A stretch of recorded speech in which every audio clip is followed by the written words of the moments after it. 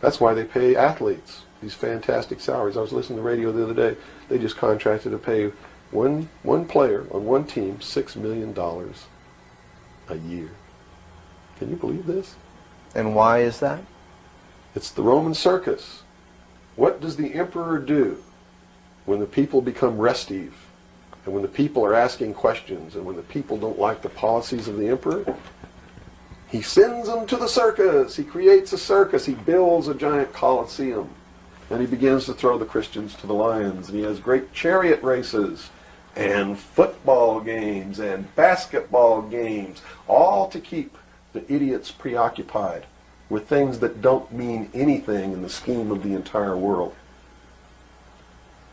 so that they don't have the time to learn what the truth is, so they don't ever get smart enough to learn how they're being manipulated, so they don't ever question the emperor. That's why they pay a player on a football team or a baseball team $1 million or $2 million or $3 million a year. It is the Roman circus. I know men who don't know anything in the world except who plays third base for the Mets. And they think that's a great accomplishment. And they meet and pat each other on the back and bond and go have cocktails and talk about what this guy that plays third base for the Mets did in last night's game. It's sad. It's really sad. Is there any room in a kind of society where these manipulations are not taking place for this type of entertainment, or any type of entertainment at all? If people understand that a game is a game, if people understand that nobody, no matter what they do, is worth paying $2 or $3 million a year for, people should be able to get rich if they want to, by the sweat of their individual labor. Okay?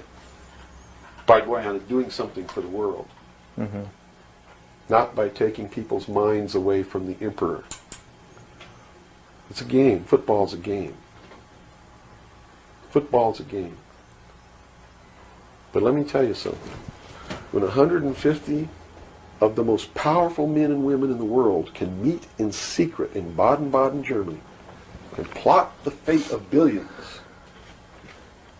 and nobody even cares about it, but 6 football players go to lunch together, and it's in the headlines across the country, you have a reflection of the society in which that exists.